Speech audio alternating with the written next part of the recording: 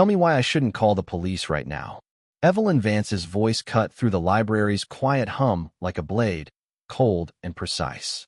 I looked up from the public computer terminal, my fingers frozen over the keyboard. She stood there in the middle of the reference section, wearing a charcoal pantsuit that probably cost more than the entire building's heating bill for the year.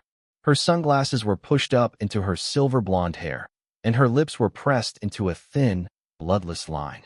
Behind her, two men in dark suits stood with their hands clasped in front of them. Security, or maybe something worse. Private investigators, maybe.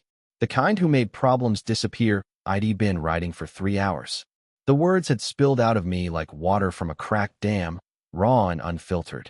I'd detailed the gala, the darkness, the little boy with the plush bear.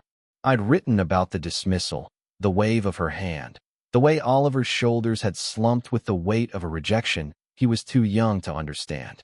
The post was scheduled to go live on a local news blog at midnight. I hadn't told anyone.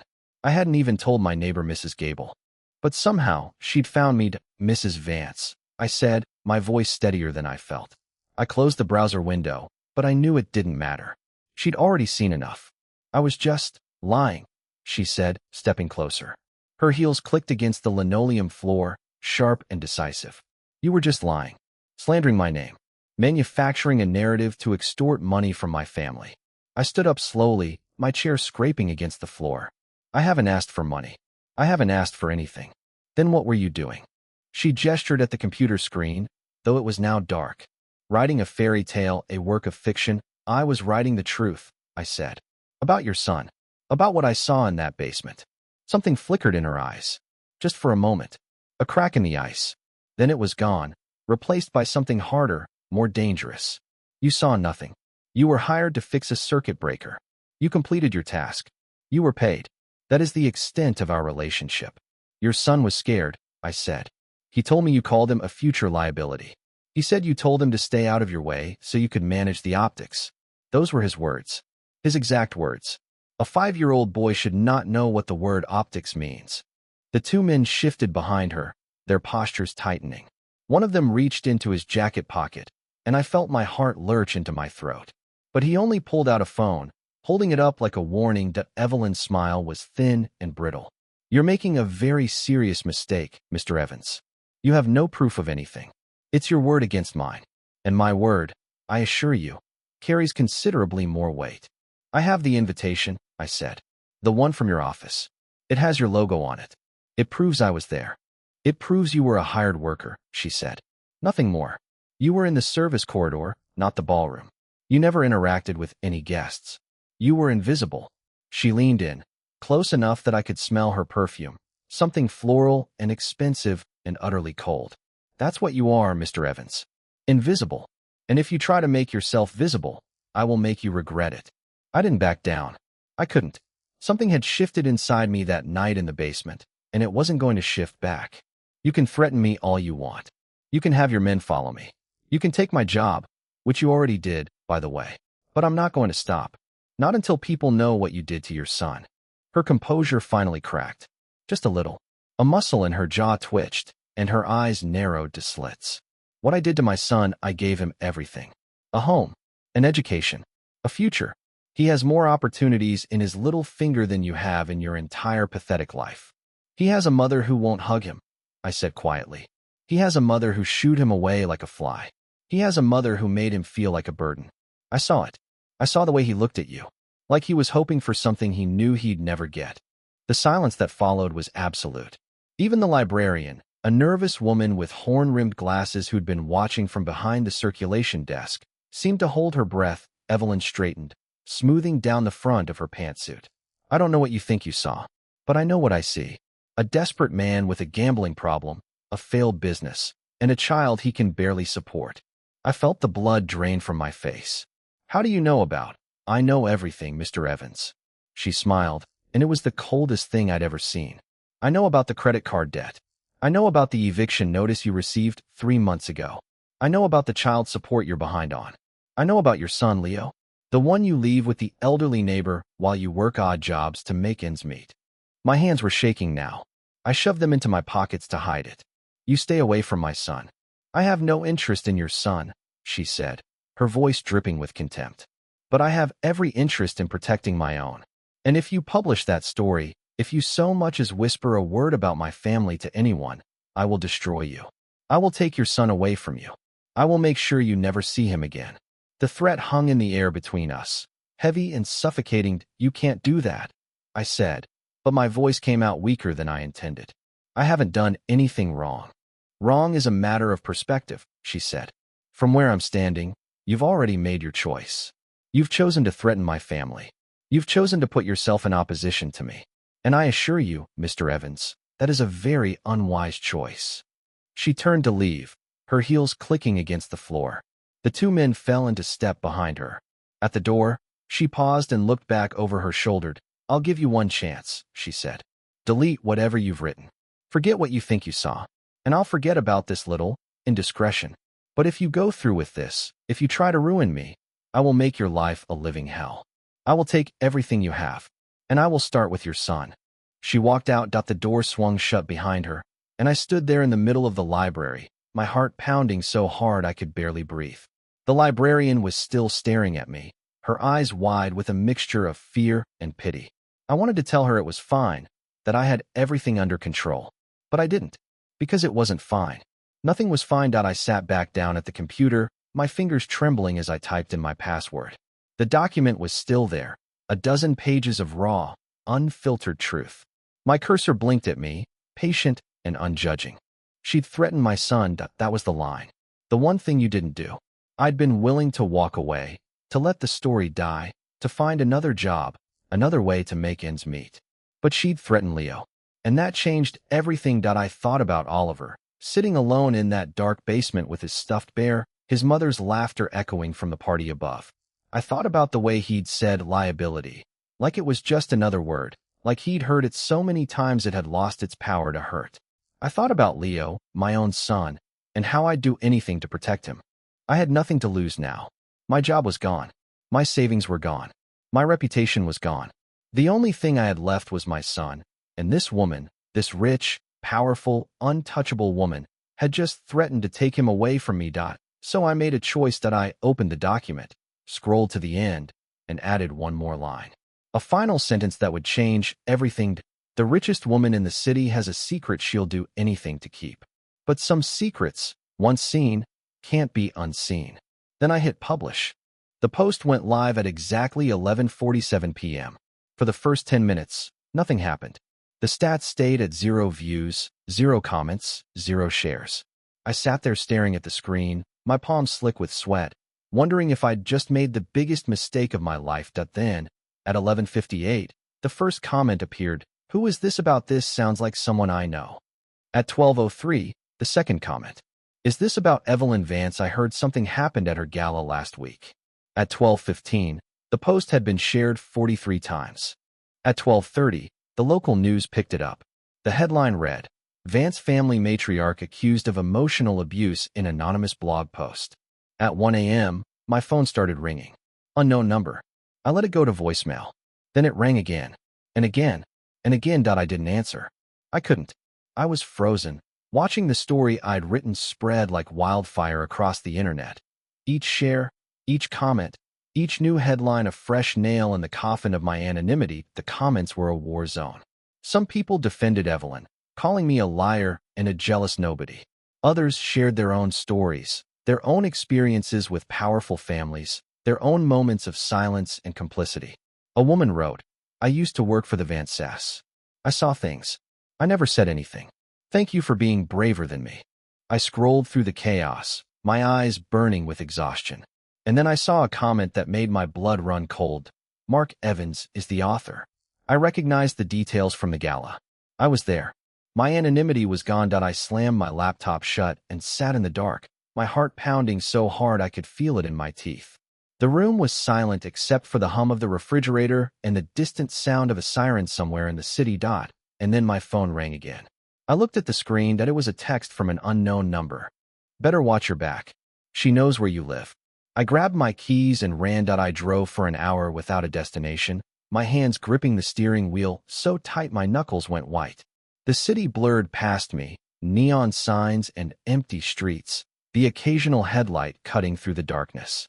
Every time a car got too close, my heart jumped into my throat. Every time my phone buzzed, I flinched that I ended up at a 24-hour diner on the edge of town, the kind with cracked vinyl booths and coffee that tasted like regret. I ordered a cup I couldn't afford and sat in the corner, watching the door.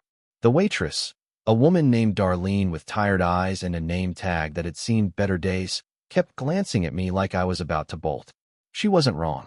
My phone had stopped ringing around 2 in the morning. The silence was worse. I checked the blog post obsessively, refreshing the page every few minutes. The views had climbed past 20,000. Comments were piling up faster than I could read them. Someone had already created a Twitter thread dissecting every detail, comparing my account to photos from the gala that had been posted by attendees. They'd found the invitation in the background of one picture, Apex Facilities logo visible on the corner. The same invitation my boss had tossed at me like a piece of trash. Someone had made the connection. I scrolled through the comments, my stomach churning. Half of them were supportive, people who'd worked for wealthy families, nannies, housekeepers, drivers, all of them sharing their own stories of being invisible. One woman wrote about watching a billionaire's daughter cry in her room while her parents entertained guests downstairs. Another talked about a son who hadn't spoken to his father in years, the emotional abandonment carved into him like a scar. That the other half were vicious. People called me a liar, a grifter, a nobody trying to cash in on a famous name. They said I was bitter, jealous, desperate. They said I'd made up the whole thing to extort money from the Vance family. They said I deserved whatever was coming to me. The last comment was the one that made me put my phone down. You're a dead man walking. She has lawyers who will bury you so deep your own son won't find your grave.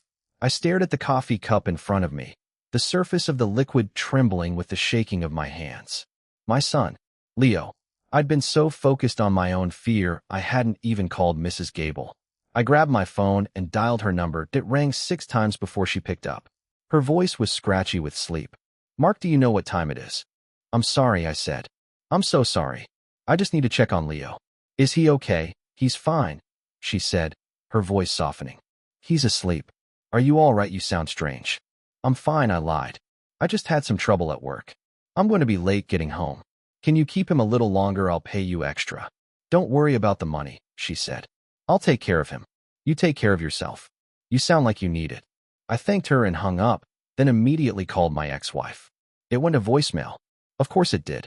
She'd made it clear she wanted nothing to do with me after the divorce, not unless it involved the court-ordered child support I was already behind on. I left a message, my voice shaking, telling her to keep Leo safe, that there might be trouble, that someone might try to hurt him. I sounded insane even to my own ears. She'd probably delete the message without listening to the whole thing. I was on my own. The diner was empty now except for me and Darlene, who'd retreated behind the counter to read a battered paperback. The fluorescent lights hummed overhead, casting everything in a sickly pale glow. I'd been awake for nearly 24 hours. My eyes burned. My head ached. But I couldn't sleep. Every time I closed my eyes, I saw Evelyn Vance's face, cold and perfect and utterly without mercy. That I thought about Oliver, the little boy in the basement. I'd been so focused on my own survival, I'd forgotten why I'd written the post in the first place. It wasn't about money. It wasn't about revenge. It was about that kid. That scared, lonely kid who'd been taught his worthlessness before he could even read. My story hadn't protected him. It had made things worse. Evelyn would be furious, and Oliver would be the one to pay the price. The thought made me want to throw up. At 6 in the morning, I left the diner and drove to a gas station. I bought a prepaid phone, the cheapest one they had, and activated it in the parking lot. I didn't know who I was hiding from, but I knew I needed to be hard to find. My old phone went into a trash can with the rest of the morning trash, a final, symbolic gesture. That I drove back to my apartment building, but didn't go inside. Instead, I parked across the street and watched. The building was quiet, ordinary, a beige brick structure with laundry hanging from fire escapes and a convenience store on the ground floor. Mrs. Gable's window was dark, and I could see the faint glow of a night light in Leo's room. He was okay. For now. I sat there for an hour, watching, waiting for something to happen. Nothing did, but the knot in my stomach didn't loosen. It tightened. My new phone buzzed. A text from an unknown number. My heart lurched. Check your email. See. I opened my email app and found a message from a burner address. The subject line read, "We need to talk." The email was brief. It said the author had seen my post and recognized my name from the gala. They'd been there too, working in a different capacity. They'd seen Oliver in the basement more times than they could count. They'd seen the dismissal, the cruelty, the cold indifference. They'd never had the courage to say anything. But now, seeing someone else take the first step, they wanted to help. There was a phone number at the bottom. I stared at it for a long moment. It could be a trap. It could be someone from Evelyn's team, trying to get me to incriminate myself. It could be anyone. But it could also be the one thing I needed most. I dialed the number. It rang twice before a woman answered. Her voice was low, cautious. "Mark Evans, who is this?" I asked. "My name is Claire," she said. "I worked for the Vance family for 6 years. I was Oliver's nanny before they fired me 3 months ago." I gripped the phone tighter. "They fired you. There was an incident," she said. "Oliver got hurt. Nothing serious, a minor fall. But Evelyn blamed me. She said I was negligent. She said I was a liability." She laughed, but there was no humor in it. She uses that word a lot. Liability. It's her favorite. "What happened?" I asked. "I was the one who found him in the basement," she said. "More than once. He'd hide there when things got bad. When his mother was in a mood. When the parties were too loud. He'd go down there and wait it out." Her voice broke. I tried to tell her. I tried to get her to spend time with him. She said he was too needy. She said he needed to learn to be independent. "That's not independence," I said. "That's abandonment." "I know," she said. I told myself I was doing enough. I loved that boy. I loved him like he was my own. But it wasn't enough. It was never enough. She paused. "When I read your post, I cried. I cried because someone finally said it. Someone finally told the truth. There's a lot of people who don't believe me." I said, "I believe you," she said. "Because I was there. And I have proof." My heart stopped. "What kind of proof?" "Recordings," she said. "I started recording things near the end. I knew something was going to happen. I knew I was going to lose my job. I wanted to be able to protect myself." She paused again, and when she spoke, her voice was fierce. "I have recordings of Evelyn screaming at Oliver, calling him names, telling him he was a mistake. I have recordings of her telling him to hide when the guests came over. I have recordings of her saying she wished she'd never had him." I felt sick. "Why didn't you do anything with them?" "Because I was scared," she said. "Because she has lawyers. Because she has power. Because I'm just a nanny, and who's going to believe me?" "I believe you," I said. "And I think it's time the rest of the world believed you too." She was silent for a long moment. Then she said, "There's something else." "What?" "Oliver's father," she said. "He's not who everyone thinks he is. The story Evelyn tells is that they divorced amicably, that he's still involved, that he's a good father who just lives far away. It's a lie." "What's the truth?" There was a pause. I could hear her breathing, ragged and uncertain. "Oliver's father is dead," she said. "He died when Oliver was 2. Car accident." Evelyn told everyone he was still alive because she didn't want the scandal. She didn't want people to think she was a widow. She didn't want the sympathy. She wanted to be seen as a successful single mother, not a broken one. "Dead," I repeated. "Oliver doesn't even know his father is dead. He thinks his father lives in a different house," she said. "He thinks his father just doesn't want him." Evelyn told him that. She said his father was too busy to visit, that he had a new family, that Oliver wasn't wanted. It was easier for her that way. Easier to control him. Easier to make him feel worthless. I closed my eyes. The weight of it pressed down on me, crushing, suffocating. This wasn't just emotional abuse. This was a systematic dismantling of a child's soul. Evelyn Vance had taken a little boy and slowly, deliberately, erased his sense of self. "Where are you?" I asked. "I need to meet with you. I need those recordings." "I can't meet in person," she said. "I'm scared." She found me once. I don't know how she did it, but she found me. "When was this?" I asked. "A few weeks ago," she said. "She called me. She told me if I ever talked to anyone about what happened, she'd ruin my life. She said she'd make sure I never worked again. She said she'd take everything I had." "How did she know where you were living?" "I don't know," she said. "But she knew. She knew everything." My blood ran cold. Evelyn had a reach I couldn't comprehend. Lawyers, investigators, people who could find anyone, anywhere. I was just a maintenance man. I didn't have those resources. I didn't have that protection that I needed to move fast. "Send me the recordings," I said. "Send them to this number. I'll protect them." I'll protect you. How? She asked, her voice bitter. You can't even protect yourself. I didn't have an answer for that. Because she was right. I was one man, broke and alone, fighting against a woman with unlimited resources and no conscience. The odds were stacked against me. The house always won. But I thought about Oliver. I thought about his small voice in the basement, telling me he'd remember my name. I thought about the way he'd smiled when I called him brave. I thought about my own son, safe with Mrs. Gable, protected by the simple love I gave him every day. I can't protect myself, I said. But I can do this. I can make sure the world knows what she did. I can make sure her secrets don't stay hidden. She was silent for a moment. Then, softly, she said, Okay, I'll send them. But you have to promise me something. Anything. Promise me you'll protect Oliver, she said. Promise me you'll make sure he's okay. Because he doesn't have anyone else. He never has. Promise, I said. I promise. The call ended.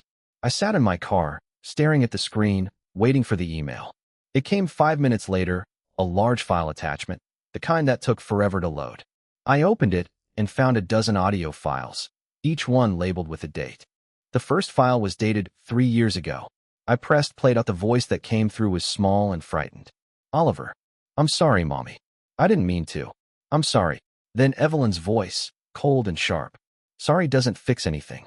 You're a liability. Do you understand that? A liability. I can't have you making mistakes. People are watching. People are always watching. He was 3 years old. My hands were shaking again. I opened the next file. And the next. I listened to every single one. Each one worse than the last. The abuse escalating. The cruelty growing more refined, more deliberate. By the time I finished, it was noon, and I felt hollowed out, scraped clean. I had the evidence. I had the proof. But I also knew Evelyn had people everywhere. I couldn't trust the police. I couldn't trust the media. I couldn't trust anyone. Except Claire. And Claire was terrified that I sent her a text. I heard them. All of them. I'm going to do something with this. I'm going to make it right. Her reply came back fast. Be careful. She knows you're onto something. She knows you're talking to someone. She already knows. I stared at the screen. How do you know? Because she called me. Claire said. Right after I sent you the files. She's coming for me. She's coming for you. And she's coming for Oliver. He's not safe anymore. The words hung there, ugly and impossible. Evelyn Vance knew. She knew everything. And now she was coming for the one person I'd sworn to protect. I started my car and drove toward Mrs. Gable's apartment. I didn't know what I was going to do. I didn't know how I was going to protect anyone. But I knew I had to try. Because if I didn't, no one else would. Mrs. Gable's apartment door was hanging open. Just a crack, but enough. Enough to let the hallway light spill into the narrow entryway. Enough to let me see the overturned end table, the shattered lamp, the scatter of mail across the floor like fallen leaves. I ran to the living room. Was empty. The kitchen was empty. The bathroom was empty. I called out for Leo, my voice raw and desperate. But the apartment only echoed back at me. Silence. Then I heard it. A tiny sound from the bedroom closet. A whimper. I yanked the closet door open. Leo was huddled in the corner, his knees drawn to his chest, his face wet with tears. He was holding his stuffed bear so tight the seams were about to burst. Dad. He choked out. I scooped him up into my arms, holding him so close I could feel his heart hammering against my chest. His little hands fisted in my shirt, and he buried his face in my neck. I was so scared, he whispered. I was so scared, Dad. I know, buddy. I know. I squeezed my eyes shut, fighting back the sting of tears. I've got you. You're safe. Where's Mrs. Gable? He asked, pulling back to look at me with red-rimmed eyes. My chest tightened. I'd been so focused on Leo, the first hadn't even thought about the neighbor who'd cared for him when I couldn't. I set him down gently, my hand on his shoulder. Stay right here, okay? Don't move. Don't make a sound. He nodded, his eyes wide and trusting. I hated leaving him even for a second, but I had to know. I moved through the apartment, my heart pounding in my ears. The kitchen was trashed. Drawers pulled open, cabinets emptied, dishes broken on the floor. Someone had been looking for something. Someone had ransacked the place. I found Mrs. Gable in the hallway, slumped against the wall. Her glasses were askew, and there was a bruise blooming on her temple. Purple and angry. Mrs. Gable, I said, kneeling beside her. Mrs. Gable, can you hear me? She stirred, a soft groan escaping her lips. Her eyes fluttered open, unfocused at first, then sharpening with recognition. "Mark," she whispered. "They took your phone. Your laptop. They said they wanted everything."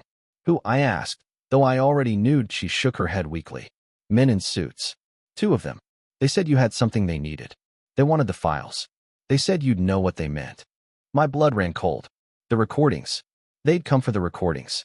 But Claire had sent them to my new phone, the burner, not my old one. They didn't know.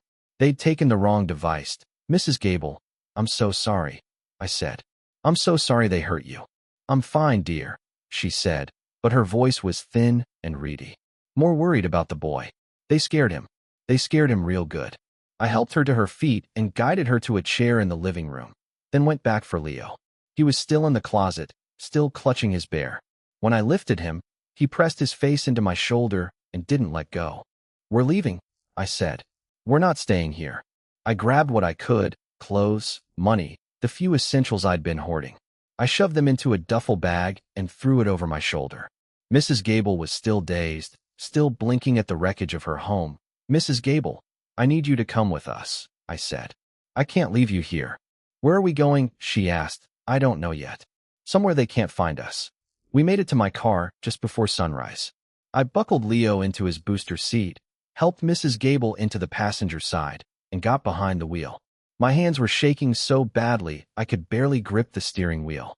Leo was quiet, his face pressed against the window, watching his home disappear behind us. I drove to the one place I could think of, a motel on the outskirts of town, the kind that rented by the hour and didn't ask questions. The neon sign buzzed and flickered, the word vacancy half lit, half dark.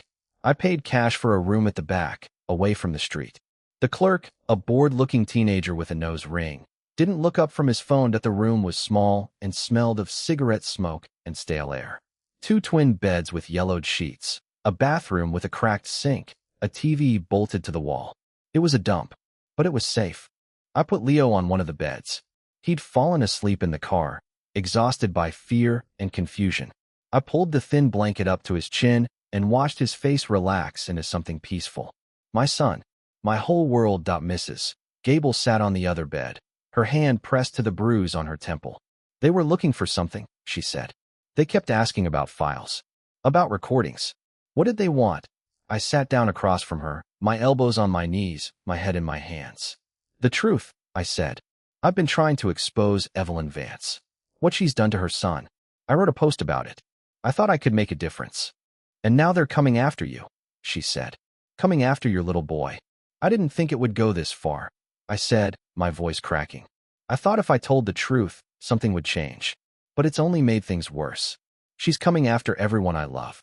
Mrs. Gable reached out and took my hand.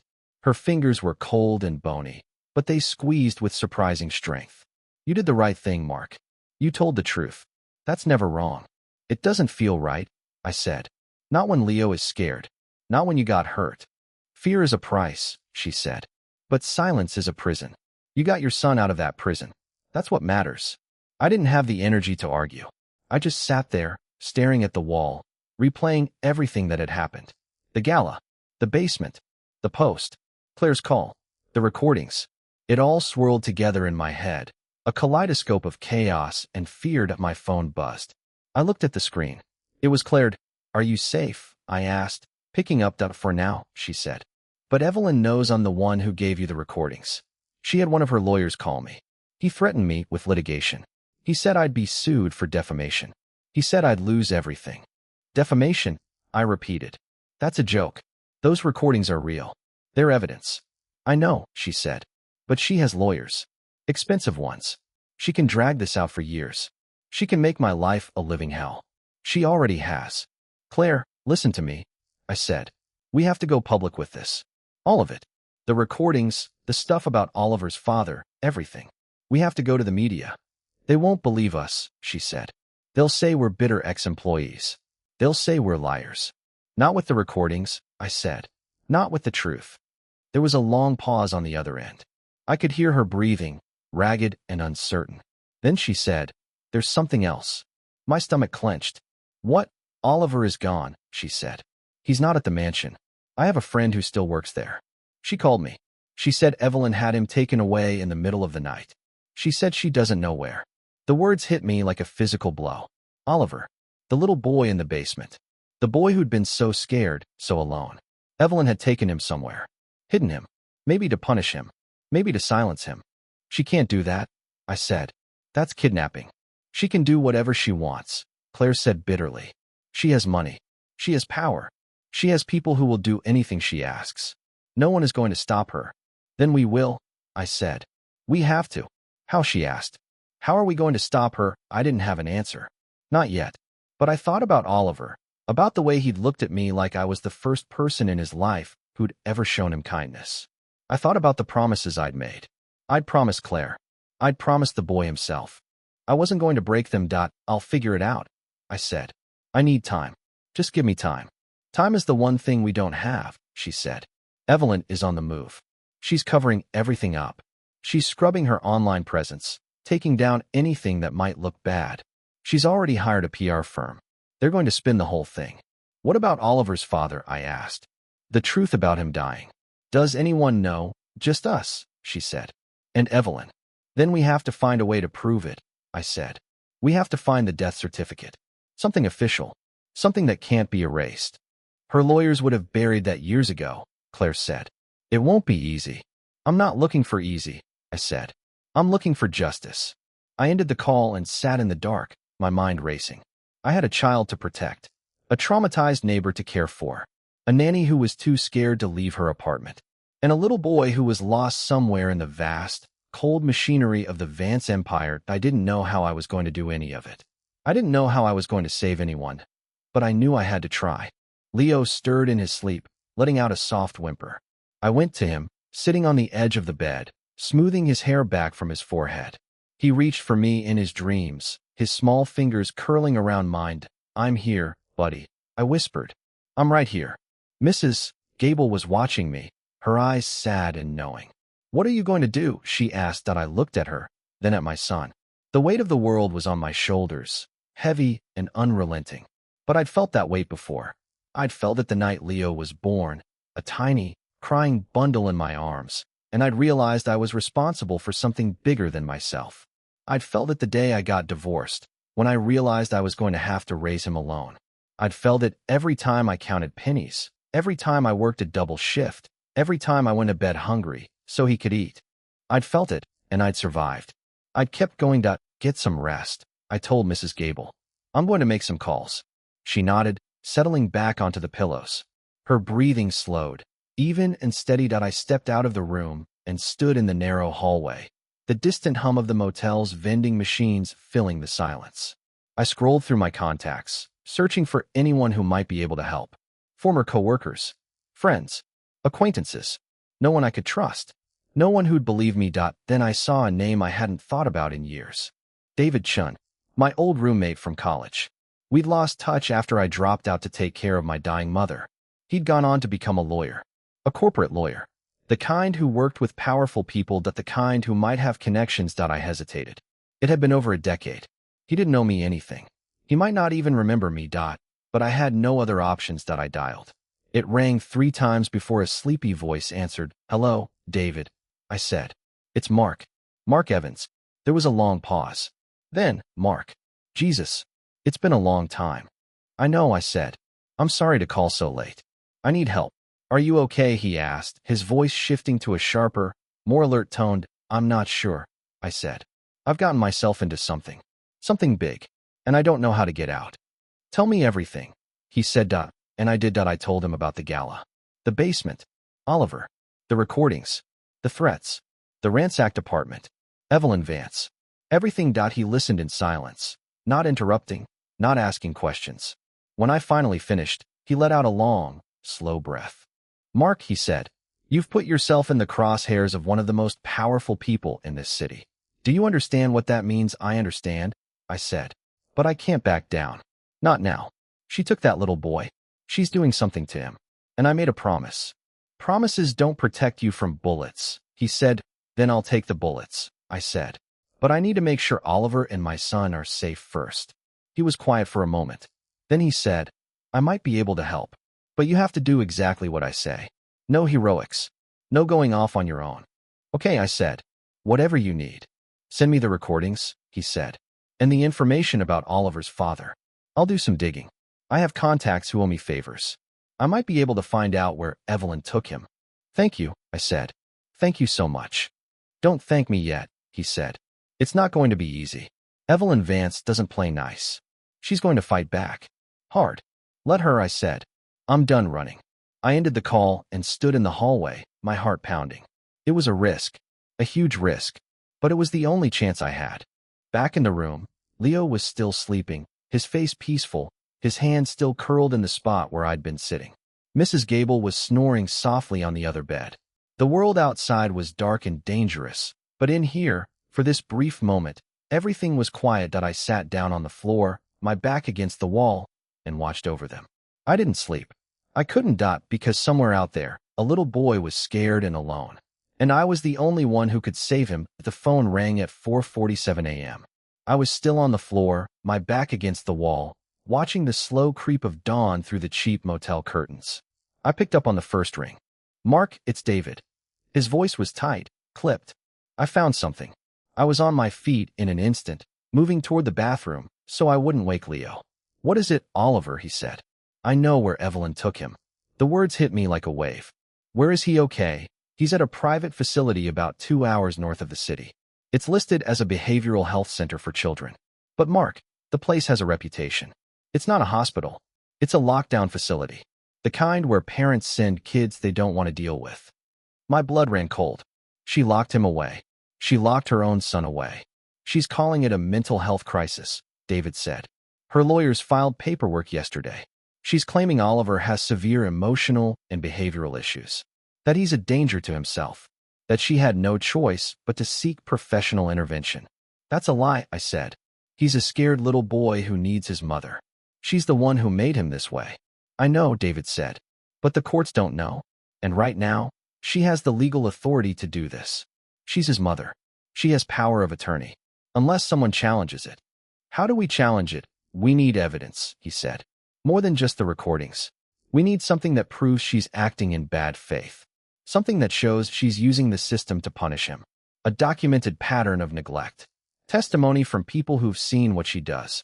Claire, I said. She has years of testimony. She was there. Then we need to get her to come forward publicly, David said. On the record. With her name attached. No more anonymity. I thought about Claire, about the fear in her voice. She's terrified of Evelyn. She won't do it. Then we have to find a way to protect her, he said. Witness protection. A relocation. Something. She's the key to this whole thing. Without her, it's just a bunch of recordings that could be doctored. I paced the small bathroom, my mind racing. What about Oliver's father, the death certificate? Did you find anything? Nothing yet, David said. Evelyn's lawyers are good. They buried that information deep. But I'm still looking. I have someone checking the county records where the accident happened. It'll take time. We don't have time, I said. She's going to do something to him. I can feel it. What do you mean? I didn't have evidence. Just a gut feeling, a cold certainty that had been gnawing at me since I'd heard about the facility. She's already locked him away. She's already erased him from her life. What's stopping her from making him disappear for good? David was quiet for a moment. You think she'd hurt him? I think she'd do anything to protect her image, I said. And Oliver is the biggest threat to that image. I'll speed things up, he said. But Mark, I need you to be careful.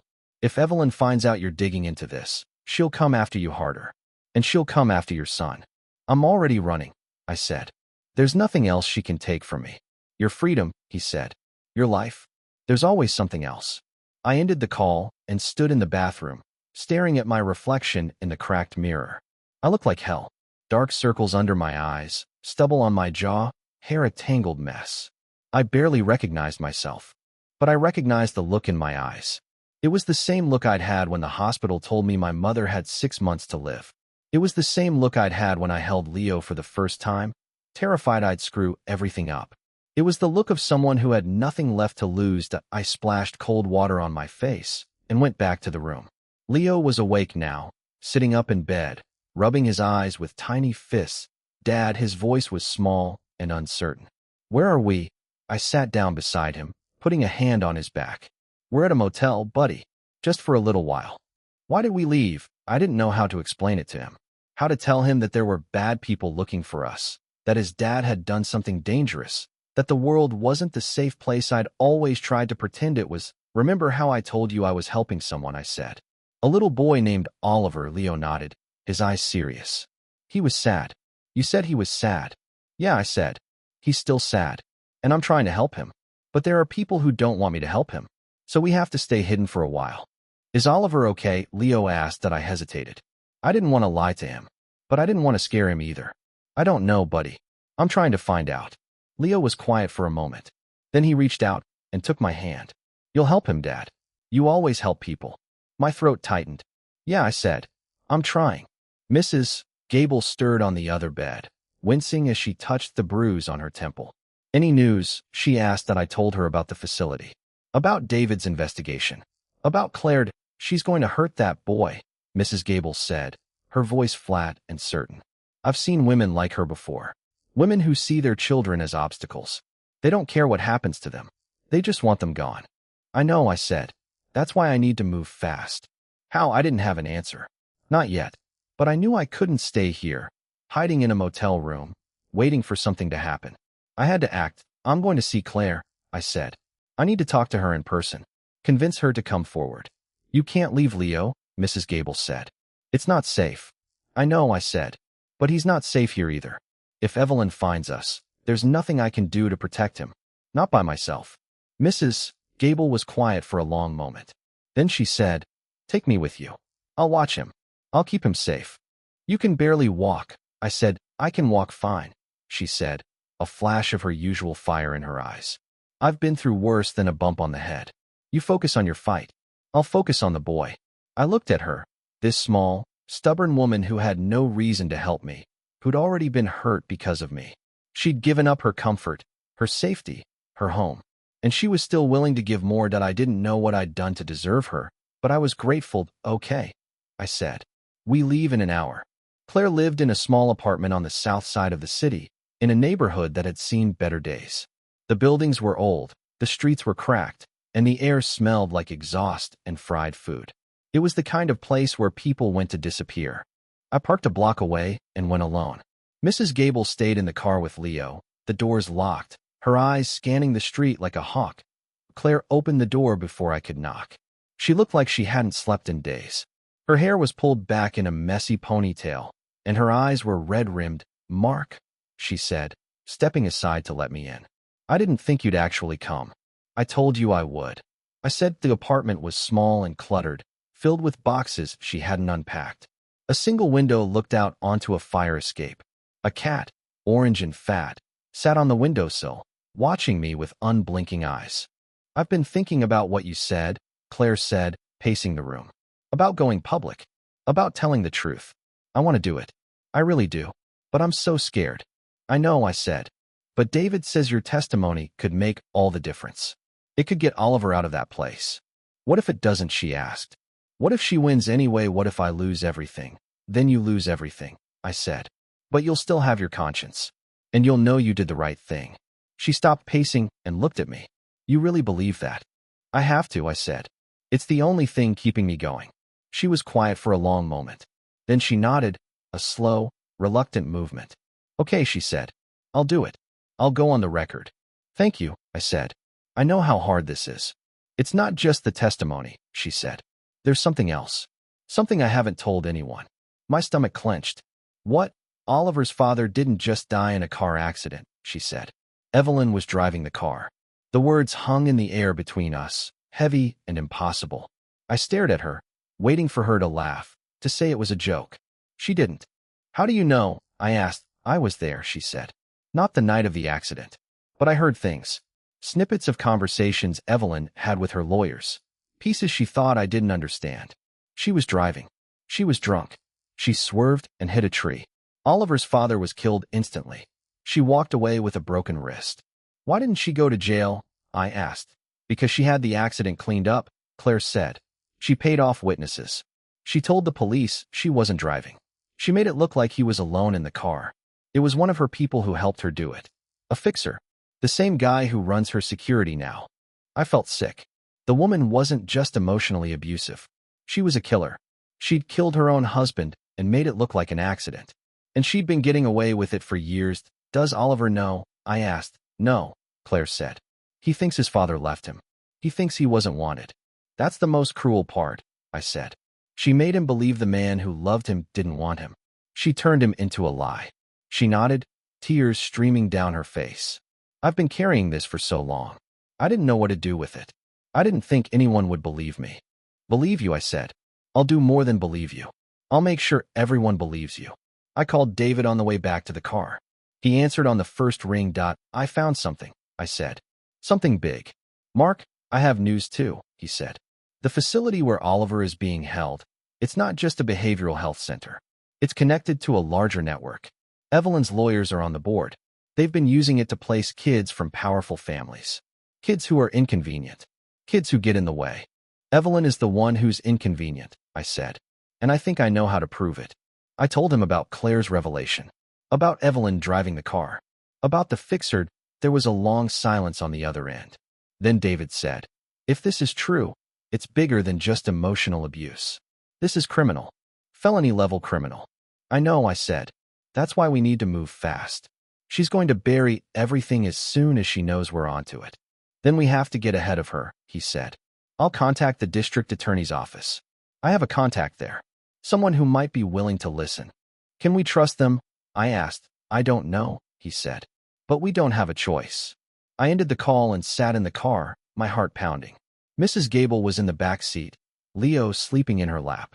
She looked up at me, her eyes tired but steadied. What now? She asked. Now we find Oliver, I said. Before Evelyn can do something worse. I started the car and drove north, toward the facility where a little boy was being held captive by his own mother. I didn't know what I'd find when I got there. I didn't know if I'd make it in time. But I knew I had to try, because if I didn't, no one else would. And Oliver would be lost forever. The facility loomed out of the fog like something from a nightmare. 3 stories of gray concrete, razor wire curling along the top of the perimeter fence, windows that were small and dark and gave nothing away. It didn't look like a place for healing. It looked like a place where children went to disappear. I parked the car in a grove of trees about half a mile down the road, hidden from view. Mrs. Gable was in the back seat with Leo, both of them wrapped in the thin blankets I'd grabbed from the motel. The morning was cold and damp, the kind of chill that seeped into your bones. Wait here, I said. If I'm not back in 2 hours, call David. He'll know what to do. Mark, you can't just walk in there, Mrs. Gable said. They'll turn you away. Or worse. I know, I said. That's why I'm not walking in. I had a plan. A stupid, desperate plan. But it was the only one I had. I circled the facility through the woods, staying low, keeping to the shadows. The fence was tall, but there was a section near the back where the razor wire had been pulled loose, probably by animals or maybe by someone who tried to escape. I squeezed through the gap, tearing my jacket on the exposed metal, and dropped into the grounds on the other side. The facility was quiet. Too quiet. No children playing, no laughter, no sounds of life at all. Just the hum of generators and the distant rumble of a highway. I found a service entrance near the back, a heavy metal door with a keypad lock. I didn't have a code, but I had something better.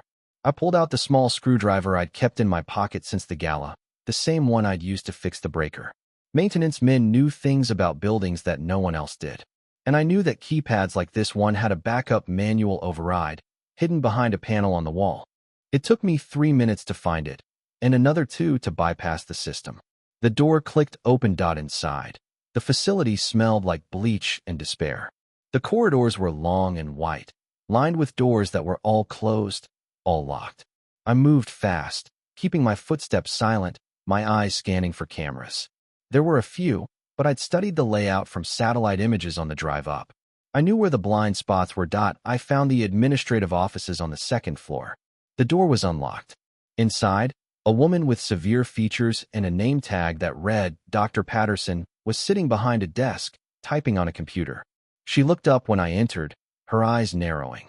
"Can I help you?" she asked, her voice sharp and unwelcoming. "I'm here for Oliver Vance," I said as she blinked, and something flickered across her face. Recognition. Wariness. "I don't know who you're talking about." "I know he's here," I said. "I know you're holding him without cause. And I know his mother put him here to punish him." Dr. Patterson stood up, her chair scraping against the floor. "I think you need to leave. Now." I'm not leaving without him, I said. She reached for a button under her desk. An alarm. I moved before she could press it, crossing the room in 3 strides and slamming my hand down on top of hers. Don't, I said. I'm not here to hurt anyone. I just want to help the boy. She stared at me, her eyes wide and frightened.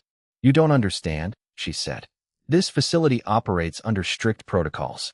We can't release a patient without authorization from a legal guardian. His mother is abusing him, I said. She's been abusing him for years. I have proof. I have witnesses. I have recordings. Then take it to the courts, she said. Take it to the authorities. Don't come here and threaten me. I'm not threatening you, I said. I'm asking you. Please, let me see him. Just for a moment. I need to know he's okay. She hesitated. I could see the conflict in her eyes, the battle between protocol and conscience. She'd seen things in this place, I realized. She'd seen children brought in by parents who didn't want them, who'd given up on them. And she'd done nothing. Please, I said again. She looked away.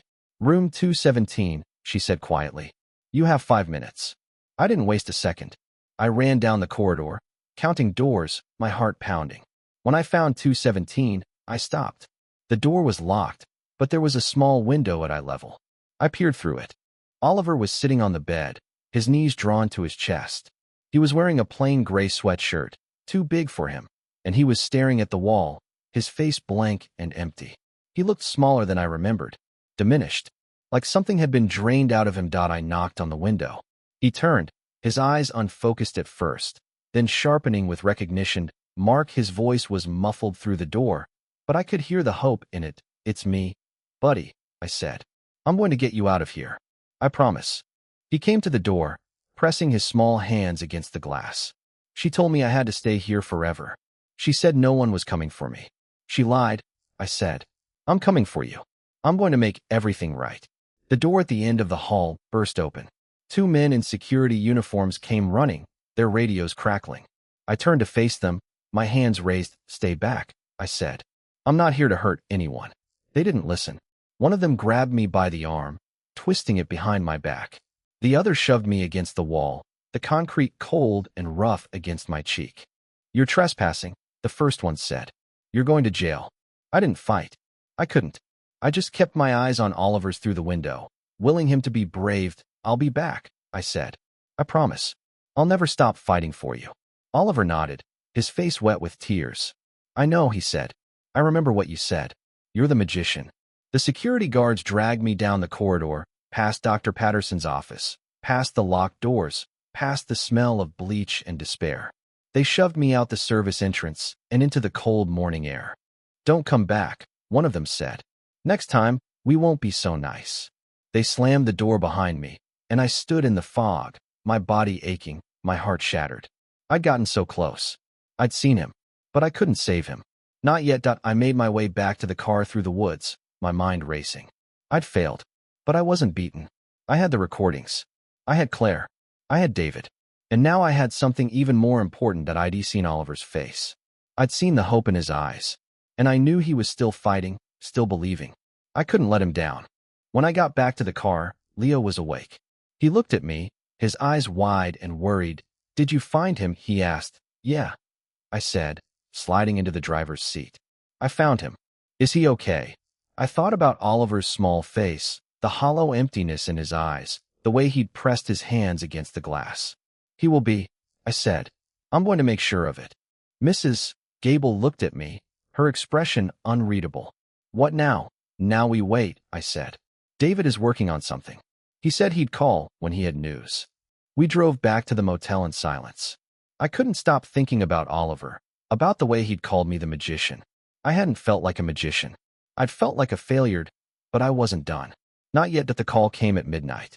David's voice was tense, urgent. Mark, I found something. The death certificate. It's real. And it proves Evelyn was driving. How? I asked. The police report, he said. It was buried in a county archive. Someone filed it under the wrong name. But my contact found it. It clearly states that Evelyn was the driver, and that there were signs of alcohol in her system. Does it name her? I asked. Yes, he said. Her name is on it. And there's a witness statement from a man who saw her get out of the driver's seat. She paid him off, but he recorded a video of the scene. He's been sitting on it for years, too scared to come forward. But he's willing to talk now. I closed my eyes, letting the words sink in. We had it. We had proof. Get him on the phone, I said. I'll testify. Claire will testify. And we'll take her down. Mark, there's one more thing, David said. The facility where Oliver is being held. I found out who owns it. It's a shell company, but the real owner is Evelyn's father, the patriarch of the Vance family. He's been funding it for years. Her father, I repeated. He's been hiding children in that place for years. How many kids are in there? More than a dozen, David said. All from powerful families. All sent away because they were inconvenient. I felt sick. This was bigger than I'd imagined. This was a network of abuse, hidden behind a facade of wealth and respectability. We need to go public now, I said. All of it. The recordings. The testimony. The death certificate. The facility. Everything. I'll make the calls, David said. You get ready to tell your story. I ended the call and sat in the dark motel room, my heart pounding. Leo was asleep, his small face peaceful. Mrs. Gable was snoring softly on the other bed. They were safe, for now. But outside, the storm was coming. And I was going to be right at the center of it. The press conference was set for 10 a.m. at the city courthouse. David had arranged everything. A room full of reporters, cameras, microphones. A stage where the truth would finally be told. I arrived at 9:15, my hands shaking, my heart pounding. Leo was with Mrs. Gable at a safe location, one David's contacts had arranged. I'd kissed him goodbye that morning, holding him tighter than I'd ever held anyone. Be brave, Dad, he'd said, his small voice steady. You're going to help Oliver. I nodded, not trusting myself to speak. Claire was waiting for me in a small room off the main hall. She looked pale but determined, her hands clasped in front of her. She was wearing a simple black dress. No jewelry, no makeup. She looked like someone who'd been through a war. Are you ready? I asked. I have to be, she said. I've been running from this for too long. It's time to stop. David joined us, a folder tucked under his arm. I've got the documents. The death certificate, the police report, the witness statement. We're ready. What about the witness? I asked. The man who saw the accident. He's in the building, David said. He's nervous, but he's willing to testify. I've got him in a separate room. I nodded, my throat tight. We were ready. We had everything. Except Oliver. I thought about him, sitting alone in that gray room, waiting for someone to save him. I'd promised I would. And today, I was going to keep that promise. The press conference started at exactly 10. David introduced us, his voice calm and measured. Then he stepped aside, and I walked to the podium. The room was packed. Cameras flashed, microphones extended, reporters leaned forward in their seats. I looked out at them, at the sea of faces, and felt the weight of what I was about to do. My hands were shaking. I gripped the edges of the podium, steadying myself. My name is Mark Evans, I said, and I'm here to tell you about a little boy named Oliver Vance. I told them everything. The gala, the basement, the dismissal, the recordings, the abuse, the facility. I spoke for 20 minutes, my voice unwavering, my eyes fixed on the cameras.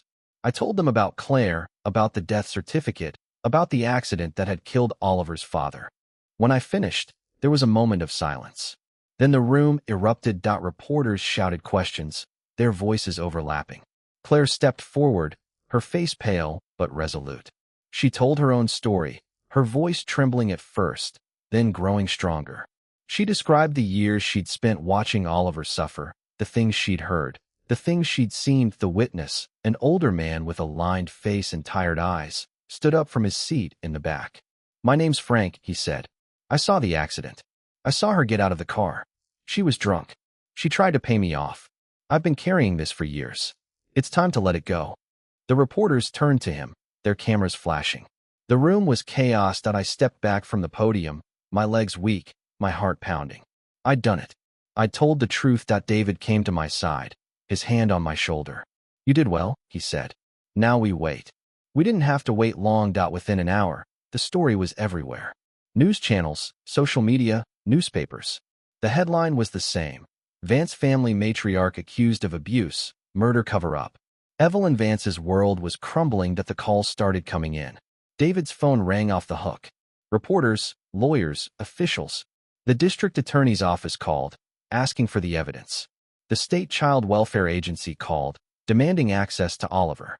I stayed in the room, my eyes on the television, watching the story unfold. Evelyn's PR team issued a statement, calling it all lies. But no one believed them. The evidence was too strong, the testimony too damning. At 3 p.m., a breaking news alert flashed across the screen. Authorities raid facility linked to Vance family. I held my breath. The footage showed police cars surrounding the building, officers streaming through the doors, parents arriving to collect their children. And among them, a small figure in a gray sweatshirt, his face confused and frightened. Oliver, they'd found him. They'd freed him. I wanted to scream. I wanted to cry. I wanted to run to him and wrap my arms around him and never let go. But I couldn't. Not yet. Not until the legal battles were over. Not until custody was decided. Not until everything was settled. The news kept rolling. By evening, Evelyn Vance had been arrested. The charges were mounting. Child abuse, neglect, fraud, and conspiracy to obstruct justice in the death of her husband. I watched it all from the small room, feeling numb. The woman who'd threatened me, fired me, scared me, was finally getting what she deserved. But it wasn't about her anymore. It was about Oliver. It was about all the children who'd been locked away, hidden, forgotten. It was about the system that had let them down. At 8 p.m., David got a call. He listened for a moment, then turned to me, his face unreadable. "They're releasing Oliver to a temporary guardian," he said. "Someone from Child Services. He's going to a foster home tonight." "A foster home," I said. "He's going to be put in a foster home. It's temporary," David said. "They're going to look for family members. Aunts, uncles, grandparents." "There are none," I said. Evelyn made sure of that. She isolated him from everyone. David was quiet for a moment. Then he said, "You could apply for custody." I stared at him. "What?" "Child Services takes volunteers," he said. "Especially if there's a pre-existing relationship. You met him. He trusts you. You've been fighting for him. It could work." I thought about it. Me, a single father, barely getting by, with a child who wasn't even mine. I had no money, no stability, no security. I couldn't take on another child. But I thought about Oliver. His small face in the window. His voice, calling me the magician. His belief that someone would come for him. I couldn't let him down. I couldn't abandon him to the system. "I'll do it," I said. "Tell me what I need to do." The next few days were a blur of paperwork and interviews. Social workers, lawyers, judges. I answered questions, filled out forms, provided references. Mrs. Gable wrote a letter on my behalf. Claire testified to my character. David argued my case. On the fourth day, I got the news. The judge had approved my application for temporary custody. Oliver would be placed with me until a permanent decision was made. I went to pick him up that afternoon. He was sitting in a small room at the Child Services office, wearing the same gray sweatshirt, his face pale and uncertain. When he saw me, his eyes lit up. "Mark." He ran to me, throwing his arms around my legs. "You came. You really came." I knelt down and hugged him, feeling the smallness of his body against mine. "I told you I would, buddy. I told you." He pulled back, his eyes searching my face. "Is it true? Am I going to live with you?" "Yeah," I said. "For now, until we figure things out." He smiled, a real smile, the first one I'd seen on his face. "Can I meet Leo, your son?" "You can meet him today," I said. "We're going home." I took Oliver to the apartment I'd rented with the money from a GoFundMe page Claire had set up. It was small, barely big enough for 2 people, but it had 2 bedrooms and a kitchen and a window that looked out onto the street. Leo was waiting at the door.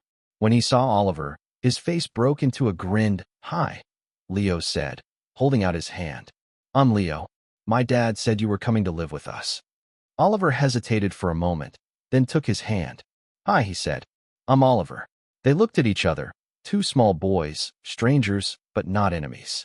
I watched them, my heart full. "Come on," Leo said, pulling Oliver toward his room. "I have Legos. Lots of them." Oliver looked back at me, his eyes asking permission. I nodded, and he followed Leo, disappearing into the bedroom. I stood in the living room, listening to the sounds of them playing. Laughter, the click of plastic bricks, the sound of childhood, restored. Mrs. Gable came to visit that evening.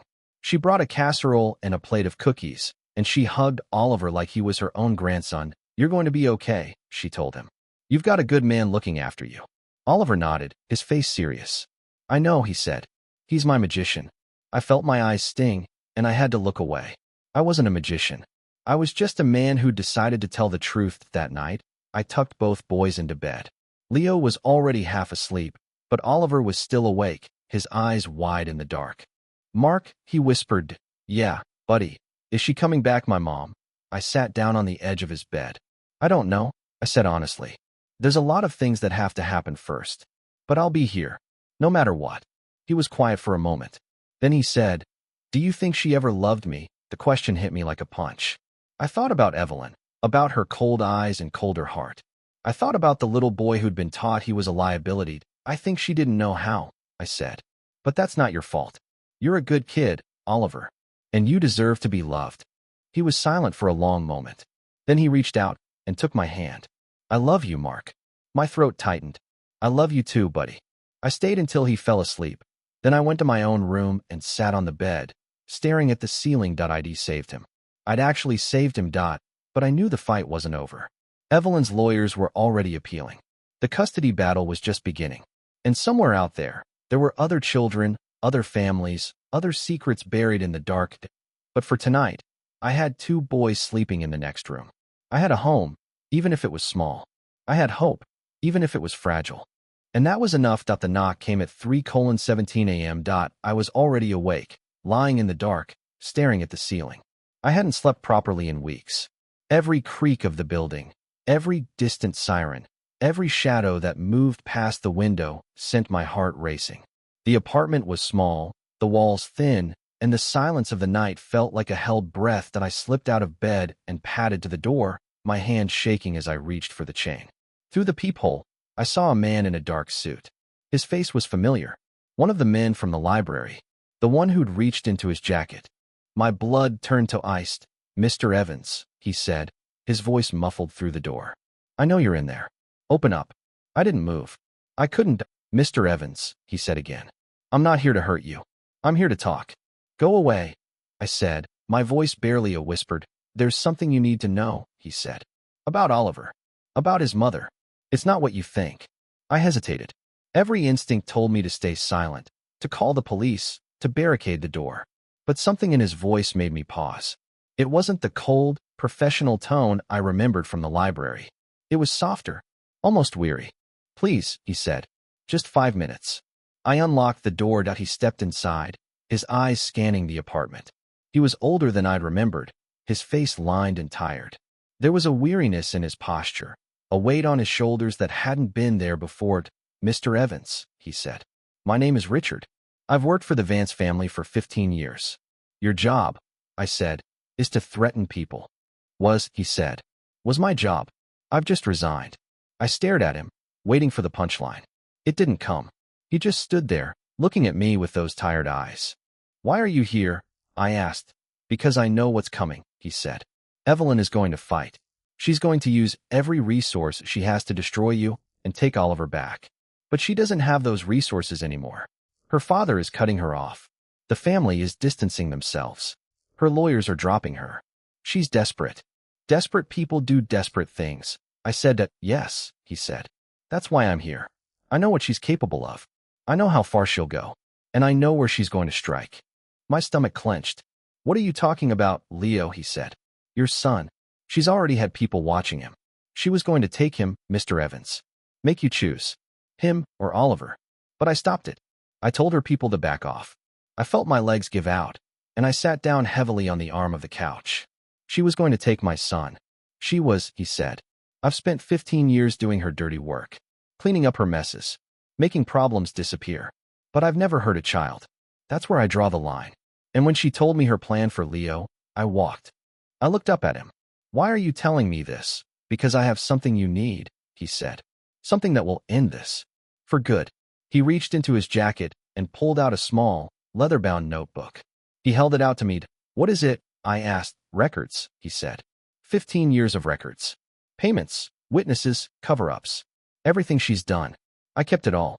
I've been keeping it for years, waiting for the moment it would be useful. I think that moment is now." I took the notebook, my hands trembling. The leather was worn, the pages yellowed with age. I opened it and saw names, dates, amounts. People who'd been paid to stay silent. Incidents that had been buried. Including the accident. I said, especially the accident, he said. I was the one who helped her cover it up. I've been carrying that guilt for years. I can't carry it anymore. I closed the notebook and looked at him. Why now? Why not earlier? Why not when I first posted the story? Because I was scared, he said. I've lived my whole life being scared of her. But I saw the way you fought for that boy. I saw you risk everything. And I realized I'd been a coward. You're not a coward, I said. You're here. That takes guts. He smiled, a small, tired smile. I'll talk to the authorities. I'll testify. I'll tell them everything. Thank you, I said. That means more than you know. He nodded and turned to leave. At the door, he paused. There's something else, he said. Evelyn's father. He's not just cutting her off. He's trying to buy her silence. He wants the whole thing to go away quietly. He's already made offers to the district attorney, donations to the city, to the police department. He's trying to make this disappear. Can he do that? I asked. He has money, Richard said. And money talks. But if you release those records, if you make them public, he can't buy his way out of it. The evidence is too strong. I nodded, my mind racing. I'll do it. I'll release everything. He left, and I sat alone in the dark, the notebook clutched in my hands. I'd finally done it. I'd beaten her, but the fight wasn't over. Not yet. I called David first thing in the morning. He came over to the apartment, his face grim when I showed him the notebook. This is everything, he said, flipping through the pages. Names, dates, amounts. She's been buying people off for 15 years. This is a gold mine. I want to release it, I said. All of it. David looked at me. Once we do this, there's no going back. She's going to fight even harder. And her father is going to come after us. I don't care, I said. It's not about me anymore. It's about Oliver. About all the children who've been hurt by that family. They deserve to know the truth. David nodded slowly. I'll make the calls. We'll get the media ready. One more thing, I said. Richard. He's willing to testify. He's willing to tell everything. That's good, David said. That's really good. I didn't know what the future held. I didn't know if I'd win the custody battle, or if Oliver would be taken away, or if the Vance family would destroy me in the end. But I knew I'd done the right thing. I'd told the truth. And whatever happened next, I could live with that. The press conference was scheduled for the next morning. The same room, the same cameras, the same reporters. But this time, I wasn't nervous. This time, I was ready. Leo and Oliver were in the back room, under Mrs. Gable's watchful eye. I told them I had to go to work, that I had to help some more people. Oliver had looked at me with those big, serious eyes and said, You're going to save more kids, aren't you? I nodded. Yeah, buddy. I'm going to save as many as I can. He'd smiled. You're the best magician ever. I hugged him. Then Leo. Then left before I could cry. Standing at the podium the next morning, I looked out at the cameras and felt a strange sense of peace. I'd been running for so long, hiding, fighting. But now I had the truth on my side. And the truth was going to win. The media coverage was intense. Every channel, every newspaper, every social media feed. The Vance family was in crisis. Evelyn was in jail, awaiting trial. Her father was scrambling to save what remained of the empire. But the damage was done. Oliver was finally safe. He was going to stay with me, at least for now. The courts were going to review the case, but David was optimistic. There were no other family members to contest the custody. Evelyn had made sure of that. That evening, I sat in the small apartment with the two boys. We were eating pizza, the cheap kind from the corner store, and watching cartoons on the small TV. Oliver was laughing at something on the screen, his face lit up with joy. Leo was telling him about the characters, explaining the plot with the enthusiasm of a 6-year-old who'd watched the episode 100 times. I watched them, my heart full. You're doing a good thing, Mrs. Gable said, coming to sit beside me. You know that, don't you? I'm just trying to do what's right, I said, and that's a good thing, she said. Most people don't even try. I didn't say anything. I just watched the two boys, their laughter filling the room, and felt the weight of the world slowly lift from my shoulders. For the first time in a long time, I felt like everything was going to be okay if the courtroom was cold. Not the kind of cold that came from a broken heater, but the kind that seeped into your bones from the polished marble floors and the high, vaulted ceilings. I sat in the wooden chair behind the petitioner's table, my hands clasped in front of me, my eyes fixed on the judge. Leo was in the gallery with Mrs. Gable, his small face serious. Oliver was next to me, his hand gripping mine so tightly I could feel his pulse. The hearing had been going on for 3 hours. Lawyers argued. Documents were submitted. Witnesses testified. Claire had spoken first, her voice steady and clear, recounting years of abuse with the precision of someone who'd memorized every painful detail. Richard had followed, his testimony damning, his confession of his own complicity delivered with a raw honesty that had silenced the room. That now it was Evelyn's turn as she sat at the respondent's table, flanked by her new legal team.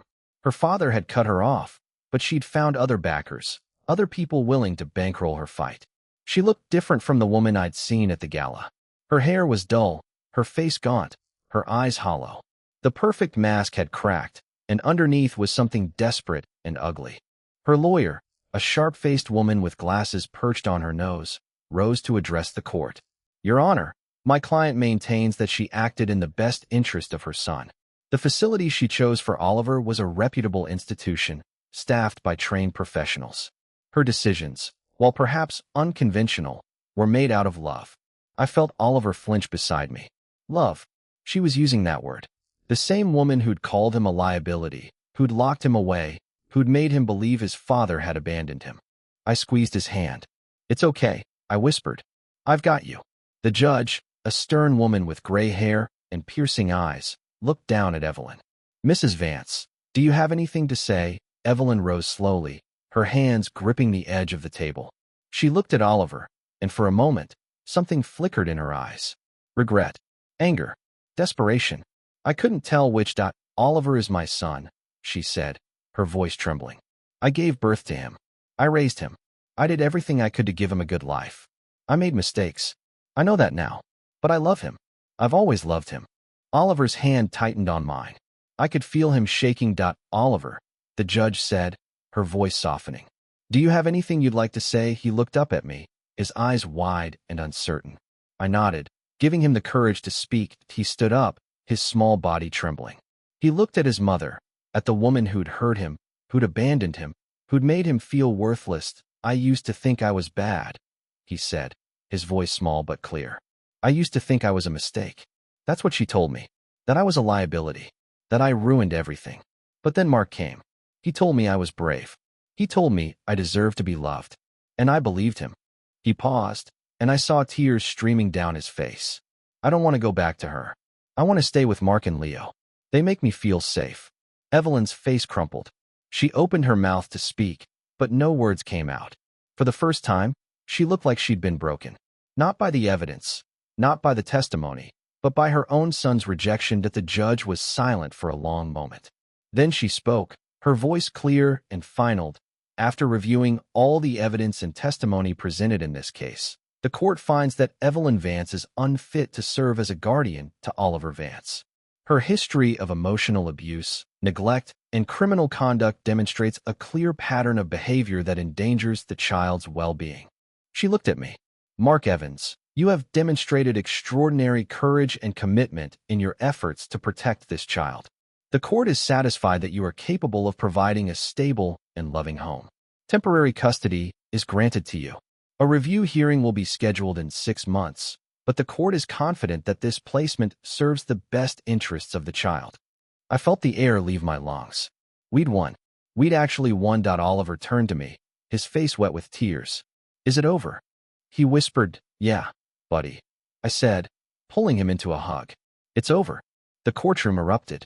Reporters rushed to the doors, cameras flashing. David was at my side, clapping me on the back.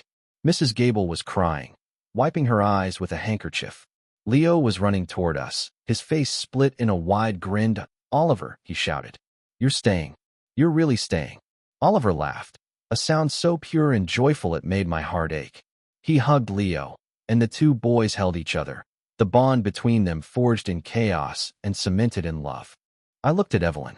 She was still standing at the respondent's table, her face pale, her body rigid. She looked like a statue, frozen in place. Her eyes met mine, and I saw something I hadn't expected.